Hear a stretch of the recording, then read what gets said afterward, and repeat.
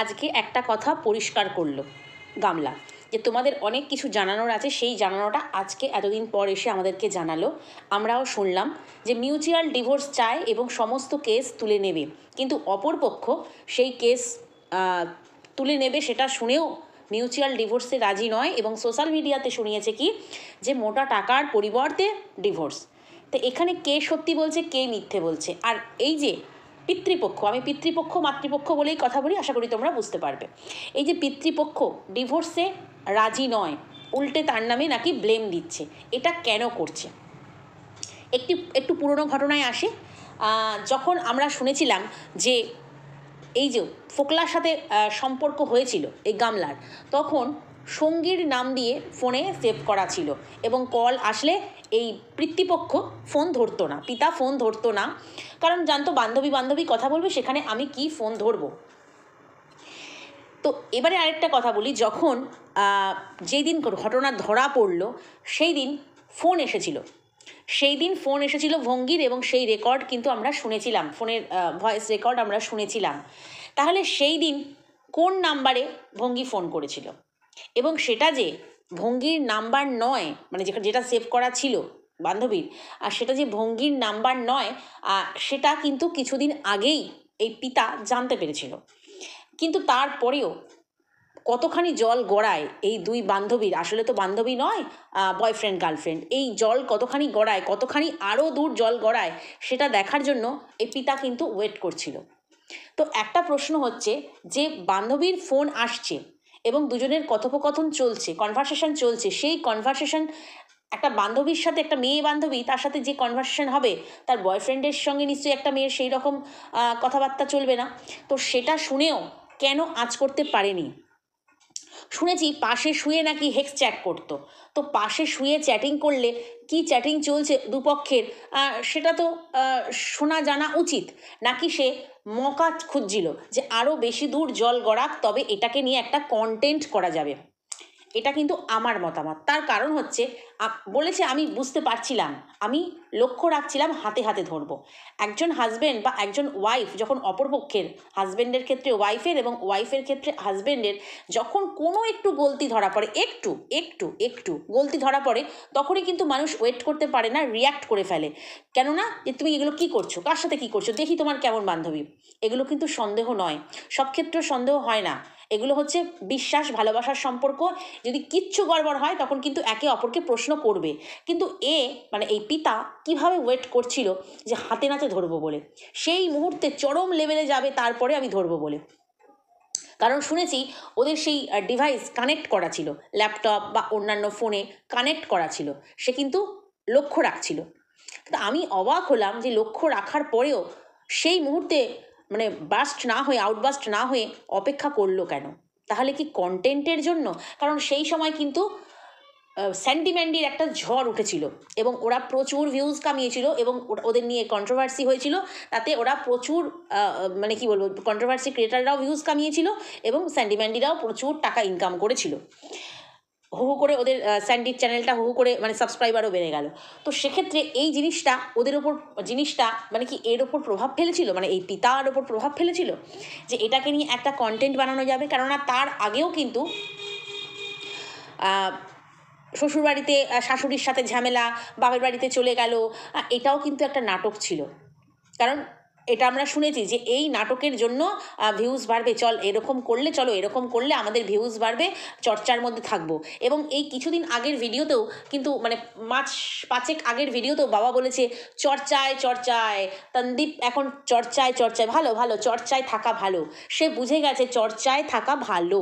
তো সেই কারণেই কি সে চেয়েছিল যে বইয়ের ভালোবাসার জলটা আরেকটু গড়াক, তারপরে এটাকে নিয়ে বেশ কন্টেন্ট করা যাবে। সেই জন্যই কি সে সোশ্যাল মিডিয়াতে কোনো কিছু না দেখেই রাত 2টোর সময় ভিডিও করেছিল, লাইভ করেছিল? কারণ দেখো, অনেক বাড়িতে অশান্তি হয়, বউ চলে যায়, আবার মিটমাট হয়ে যায়, এরকম অনেক চোখের সামনে দেখি, কিন্তু তারা সবটা প্রথমেই ক্লিয়ার করে না। একটা বাড়িতে অশান্তি হয়েছে, সে পরকীয়া করে ধরা পড়েছে, সব মানলাম, কিন্তু তারপরেও দুপক্ষের অভিভাবকরা কিন্তু বসে একটা আলোচনা করেও যদি কিছু মিটমাট না হতো, তখন কিন্তু সে সোশ্যাল মিডিয়াতে বলতে পারতো। যেই দিন যেই রাত্রে বাড়ির বউ বেরিয়ে গেছে, সেই রাত্রেই কিন্তু রাত 2টোর সময় লাইভ করে জানাতে হয়েছে। পরে অবশ্য প্রাইভেট করে দিয়েছে, কিন্তু যা জানার সেটা তো জেনে গেল। গামলার তো এইখানেই সমস্যা ছিল যে আমাকে কেন সোশ্যাল মিডিয়াতে এসে সবাইকে জানালো। এটা একটা ব্যাপার যে ঘরের মধ্যেই তো সবটা রাখতে পারতো, যখন দেখতো জল হাতের থেকে গড়িয়ে চলে যাচ্ছে তখন এনে সোশ্যাল মিডিয়ায় বলতে পারতো। যেহেতু যেমন যতদিন ধরে ও অপেক্ষা করছিল যে হাতে নাতে ধরবো বলে, তার আগে টুকটাক বুঝতে পারছিল যেহেতু ডিভাইস একই সাথে কানেক্ট করা আছে, কানেক্ট করা থাকলে কিন্তু সবটা দেখা যাবে। এবং যাদের এই সোশ্যাল মিডিয়াতে কাজ, তারা যদি বলে ওই সাধারণ মানুষের মতন, মানে নন ক্রিয়েটারদের মতন, যে না আমি 3 দিন এখন ল্যাপটপ খুলিনি, ও 2 দিন এখন ফোন দেখিনি, সেটা কিন্তু নয়। তাদের কিন্তু ওতেই কাজ, ওই ডিভাইসগুলোতেই কাজ। তাহলে সে তখন কেন দেখেনি, নাকি দেখেও অপেক্ষা করছিল এই কন্টেন্ট মানে ভাইরাল হওয়ার জন্য? ভাইরাল তো তারা ছিলই, অবশ্যই ভাইরাল ফেস ছিল, মানে আরও ভিউজ গেন করার জন্য। এটা গেল একটা পয়েন্ট। তাহলে আজকের পয়েন্ট বলি। আজকে বলা হচ্ছে যে ডিভোর্স, মিউচুয়াল ডিভোর্সে মা রাজি আছে, মাতৃপক্ষ পুরোপুরি মিউচুয়াল ডিভোর্সে রাজি। জীবনটা হেল হয়ে গিয়ে কী লাভ, সে তার মতো কাটাক, আমি আমার মতো লাইফ কাটাই। ভালো কথা, সেটা যদি অনেক আগে ভাবতো আরও ভালো হতো।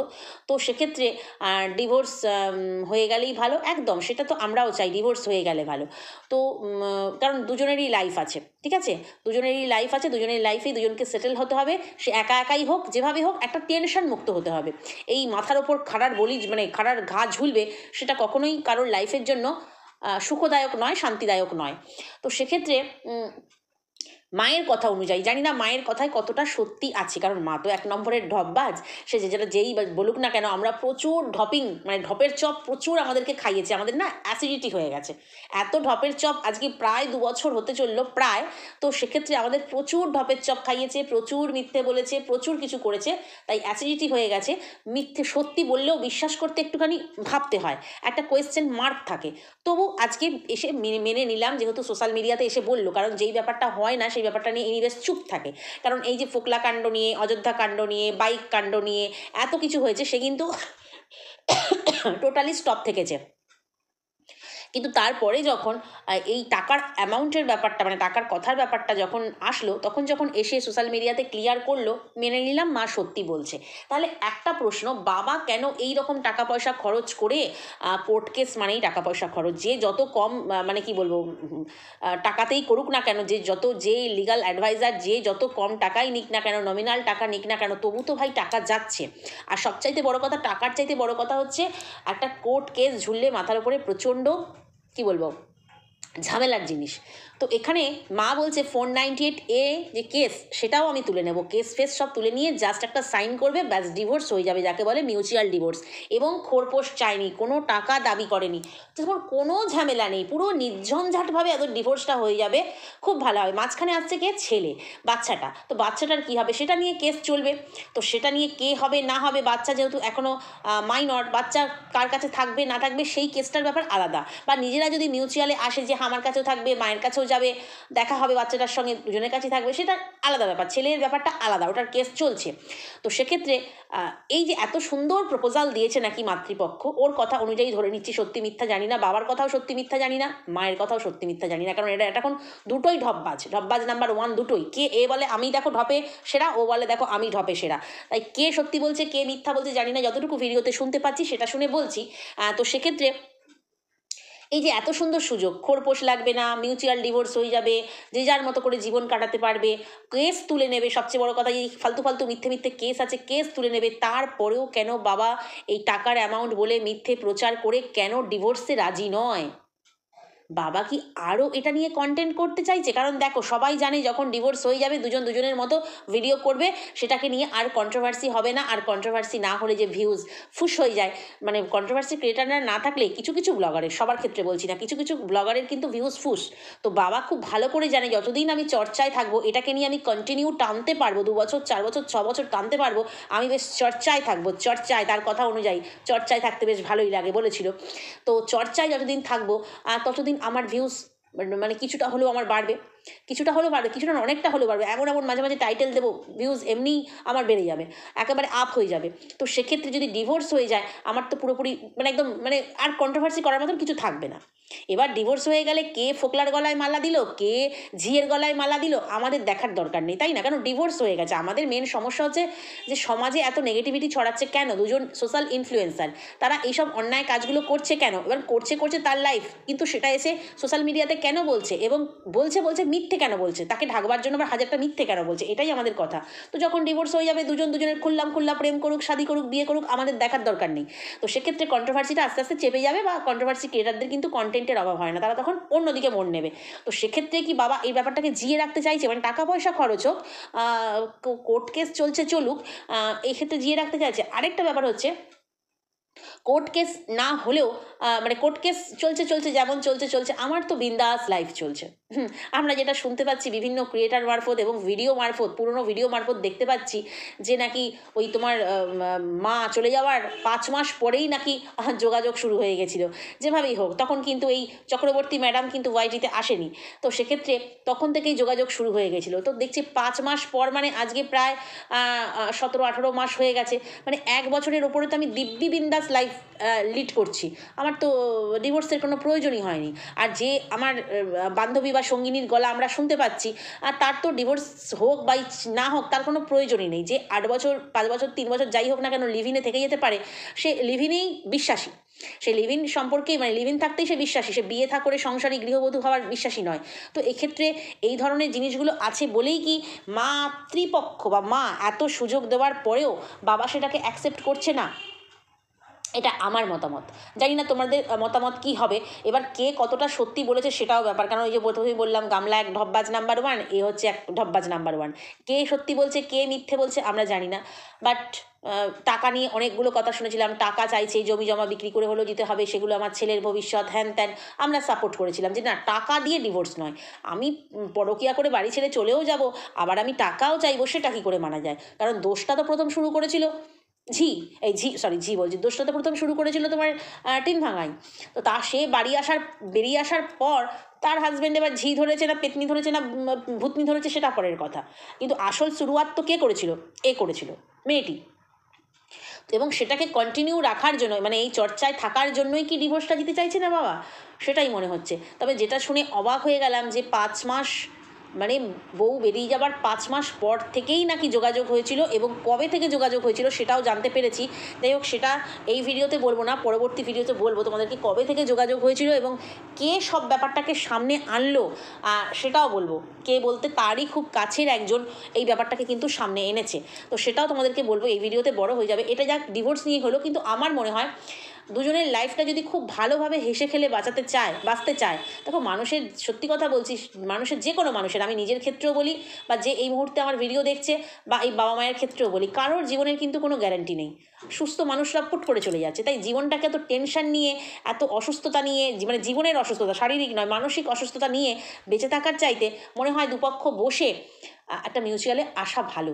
কারণ সত্যি ডিভোর্স মানুষের অনেক হয়, এই রকম ঘোটালা করে কেস আমরা, মানে আমাদের সত্যিই দেখা হয়নি। প্রচুর ডিভোর্স হচ্ছে, মানে প্রতিদিন ডিভোর্স পেপারে সাইন হচ্ছে, মানে আমরা হয়তো কোর্টে গেলে দেখতে পাবো প্রতিদিন সম্পর্ক বিচ্ছেদ হচ্ছে। কারণ এটা এখন কি বলবো, ভাইরাসের মতো ছড়িয়ে পড়েছে। তো সেক্ষেত্রে প্রতিদিন হচ্ছে, কিন্তু এত জলঘোলা কোথাও হয় না। তো যেখানে মা কিনা সুযোগ দিচ্ছে কেস সব তুলে নেবে, কি জানি সে কেস কেন বয়ে নিয়ে বেড়াতে চাইছে। তো দ্বিতীয়ত বলছে যে খোরপোশ চাই না, যেটা আছে, আমি যেটা রোজগার করছি তোমাদের আশীর্বাদে, ভগবানের আশীর্বাদে আমার হেসে খেলে ভালোভাবে চলে যাচ্ছে, তা চাই না। তাহলে কেন বাবা পিছপা হচ্ছে? তোমাদের কি মতামত? বাবা কেন পিছপা হচ্ছে, তোমাদের কি মতামত অবশ্যই জানিও বন্ধুরা কমেন্ট বক্সে। তবে আমার মনে হয় যদি দুপক্ষ ঠিকঠাক হয়, ডিভোর্স নিয়ে নেওয়া ভালো। এবং অনেকেই বলছে ছেলেটার কি হবে, বাচ্চাটার কি হবে? বাচ্চাটা যেখানে আপাতত আছে সেখানেই থাকবে, এবং সেটাকে নিয়ে যখন লড়াই চলছে, দেখো ডিভোর্স হয়ে যাওয়ার পরও কিন্তু স্বামী স্ত্রী আলাদা হয়ে যায়, যে এ ওর স্বামী থাকে না, এ ওর স্ত্রী থাকে না, কিন্তু বাচ্চার বাবা মা কখনো আলাদা হয় না। মানে বাচ্চার যে বাবা সে বাবাই থাকবে, বাচ্চার যে মা সে মাই থাকবে। কোনো সৎ মা আসলেও মা পাল্টে যাবে না, আর সৎ বাবা আসলেও কিন্তু বাবা পাল্টে যাবে না। সেই মাদার্স নেমের জায়গায় কিন্তু ওই গুলেখাই লিখবে, আর ফাদার্স নেমের জায়গায় কিন্তু ফোকলা লিখবে না, সেই ফন্দীপি লিখবে বা তন্দীপি লিখবে, যাই বলো না কেন সেটাই লিখবে। তো সেক্ষেত্রে মিউচুয়াল ডিভোর্স হয়ে নিজেরা মানে একদম সেপারেট হয়ে গেলাম, পুরোপুরি আলাদা হয়ে গেলাম, ডিভোর্স হয়ে গেলে কেউ কারোর সঙ্গে রিলেশন থাকলো না, এরপরে চলো বাচ্চাকে নিয়ে নিয়ে লড়াই করো, বাচ্চা কার কাছে থাকবে, তখন একটা মনে হয় ভালো হবে। কিন্তু নিজেদের যে সম্পর্ক কাটান ছাড়ান সেটা মনে হয় হয়ে যাওয়াই ভালো। এরকম অসুস্থ সম্পর্ক, টক্সিক সম্পর্ক, মানে এই সম্পর্কটা তো শুধুমাত্র যে মন কষাকষি, ইগো, হেনা তেনা তা নয়, পুরো সম্পর্কটা না পুরো পচে গেছে, যাকে বলে পুরো ঘা হয়ে গেছে সম্পর্কটায়। কত মানে এই সম্পর্ককে কখনোই তোমার মানে কি বলবো, মলম টলম ব্যান্ডেজ ফ্যান্ডেজ দিয়ে কোনোভাবে কিন্তু জোড়া লাগানো যাবে না। জাস্ট সেই মানে না কোনো জায়গায় ক্ষত হলে পরে যে এটা আর কিছু করার নেই, অঙ্গটা বাদ দিতে হবে, সেখানেও ঠিক তাই, এখানেও কাটান ছাড়ান করে দুটো সম্পর্ক, দুটো মানুষকে আলাদা করে দিতে হবে। নাহলে এটা আর কোনোদিনও সুস্থ সম্পর্কে ফিরে আসা যাবে না, কোনোভাবেই সম্ভব নয়। আর বাবা যদি মনে করে আশায় কোনো না কোনো দিন ফিরে আসবে, সেই আশাতে কিন্তু বাবা যে ডিভোর্স দিচ্ছে না তা কিন্তু নয়, বাবা কন্টেন্টের জন্য দিচ্ছে না, যদি না দিয়ে থাকে, কারণ সে দেখছে আমার সব কিছুই ঠিকঠাক চলছে, আমার কোনো কিছুই অসুবিধা হচ্ছে না। আর ওদিক থেকে সে ভাবছে যে আমি কেন মাথায় এসব চাপ নিয়ে থাকবো, হতে পারে ফোকলারও চাপ আছে। তো আরেকটা কথা বলে যাই, আমরা ভেবেছিলাম যে ফোকলা হয়তো অনেক কিছু জানাবে, যে এই টিনের সম্পর্কে অনেক কিছু, কারণ ফোকলা ওই যে লাস্ট লাইভটা করেছিল, এখন তো গেছে চ্যানেলের 12টাও নিজেই বাজিয়ে দিয়েছে, ডেস্ট্রয়ার হিসেবে আছে। তো সেক্ষেত্রে ও যে লাস্ট লাইভটা করেছিল তারপরে কিন্তু একটা লাইভ করেছিল 1 মিনিট 35 সেকেন্ডের একটা লাইভ করেছিল, যেটা কিনা করার কিছুক্ষণের মধ্যেই প্রাইভেট করে ফেলে, হয়তো অনেকের দেখা হয়নি এবং অনেকে দেখে উঠতে পারোনি। তো সেই লাইভে কিন্তু বলেছিল যে আপনাদের ভুল ধারণা, আমি কোনো ব্লগারের বিরুদ্ধে কিচ্ছু বলবো না, আমি বলবো কন্ট্রোভার্সি ক্রিয়েটারের বিরুদ্ধে। তো ব্লগার নিশ্চয়ই আমাদের এই টিন ভাঙা, তার বিরুদ্ধে তার কোনো রকম কিন্তু অভিযোগ নেই, কিচ্ছু বলার নেই, আছে কি না কন্ট্রোভার্সি ক্রিয়েটারের বিরুদ্ধে বলার। তো কে কন্ট্রোভার্সি ক্রিয়েটার আমরা খুব ভালো করে জানি, এখানে সুয়ের কথা বলা হচ্ছে, যেহেতু ওর বেশি ইনভলভমেন্ট ছিল এদের সাথে, দুপক্ষের সাথেই, মেয়েটির সাথেও ছিল এবং এই ফোকলার সাথেও ছিল। তো ফোকলা দেখেছি আমরা বারে বারে ভয়েস রেকর্ড দিয়েছে, এই দিয়েছে, সেগুলোকে বলেছে হ্যাঁ শেয়ার করো সোশ্যাল মিডিয়াতে। তো সেক্ষেত্রে এদের দুজনের সঙ্গেই কিন্তু বেশি ইনভলভ ছিল। তো সেক্ষেত্রে কন্ট্রোভার্সি ক্রিয়েটারের ক্ষেত্রে বলবো, এবার এদের ওরা কি গোপন কি ব্যাপার রয়েছে না রয়েছে, কি এদের লেনাদেনা রয়েছে আমার জানা নেই, জানার প্রশ্ন নয়, যখন পাবলিক হবে ব্যাপারটা তখন আমরা জানতে পারবো। তবে এইটা পরিষ্কার, ফোকলা কিন্তু এই টিন ভাঙার বিরুদ্ধে কিচ্ছু বলবে না। আরে ভাই তোমাদেরকে বলেছিলাম না, ওই যে নাটক করছে, উজ্জ রেখে কথা বলছে, পরে আবার একটা লাইভ করে বলে দিল 1 মিনিট 35 সেকেন্ডের যে না আমার ব্লগারের বিরুদ্ধে কিছু, কোনো ব্লগারের বিরুদ্ধে কিছু বলার নেই, বলার আছে একজন কন্ট্রোভার্সি ক্রিয়েটারের বিরুদ্ধে। তো আমি কারোর কিছু ফাঁস করবো না, ব্লগারের কিছু। তো ফাঁস করলে জানে যে সোনার ডিম পাড়া হাঁস, ডিম রোজ একটি করে ডিম পাবো আর খাবো, ডিম পাবো আর খাবো। তো সেক্ষেত্রে তার বিরুদ্ধে কি কোনো ফাঁসমূলক কথাবার্তা বলা যায়? যা বলবে আমি পাশে ছিলাম, সঙ্গে ছিলাম, হ্যান ছিলাম, পাশে ছিলাম, সাহায্য করেছি, আর কাকে খারাপ করবে না, মানে এই টিন ভাঙার বাবা মাকে খারাপ করবে, যদিও জানি তারা খারাপ, তাদের প্রশ্রয়ে মেয়ের এতখানি জল গড়িয়েছে, একটা মেয়ের জীবনটা নষ্ট হয়ে গেছে তাদের প্রশ্রয়ে। যদি প্রথম দিন থেকে বাবা মা সাপোর্ট না করতো, মেয়েটি আজকে এই জায়গায় আসতে পারতো না। হ্যাঁ হয়তো অর্থনৈতিক দিক থেকে আসতে পারতো না আজকের এই জায়গায়, কিন্তু সংসারটি ভাঙতো না। এই যে হেডেক, এই যে মানসিক প্রেশার, যেটা বলছে 2 বছর ধরে প্রচুর টেনশনে আছে, তোমাদেরকে বলতে পারি না, বাড়ির লোককেও বলতে পারি না, অবশ্যই সেই টেনশনটা কিন্তু হতো না। একটা সংসার, একটা সম্পর্ক এভাবে নষ্ট হতো না যদি বাবা মায়ের সাপোর্ট না পেতো। দুপক্ষেরই সাপোর্ট ছিল, দুপক্ষেরই ছিল, কারণ আমরা কোনোদিন দেখিনি দুপক্ষ বসে কথা বলেছে বা দুপক্ষের বসে কথা হয়েছে, সেটা আমরা শুনিনি পর্যন্ত, দেখা দূরে থাক যে হ্যাঁ আমাদের বাড়ির দুপক্ষ গার্জিয়ানেরা বসে কথা বলেছে। তো সেক্ষেত্রে যাই হোক, ফোকলা ওই প্রাইভেট কিছু ফটো শেয়ার করে দেবে, হ্যান করে দেবে, ত্যান করে দেবে, টিন ভাঙার সব 12টা বাজিয়ে দেবে, টিন ভাঙার পাশে সব অনেক ম্যাডাম ফ্যাডাম এসে দাঁড়িয়ে পড়েছে, ওই সব কিচ্ছু না। পরে কিন্তু জানিয়ে গেছিলো যে ব্লগারের বিরুদ্ধে কিছু বলার নেই, আমার বলা আছে কন্ট্রোভার্সি ক্রিয়েটারের বিরুদ্ধে। তো আশা করি তোমরা ব্যাপারটা বুঝতে পারলে। তো চলো ভিডিওটা এইখানেই শেষ করি, এবং এই বাচ্চার বাবার কবে থেকে কি ব্যাপার না ব্যাপার চলছে, কবে কি হয়েছে না হয়েছে, কে ফাঁস করলো, সবটা পরের ভিডিওতে তোমাদেরকে বলতে আসছি। চলো সবাই ভালো থেকো, সুস্থ থেকো, সাবধানে থেকো, আর আমার সঙ্গে থেকো। টাটা।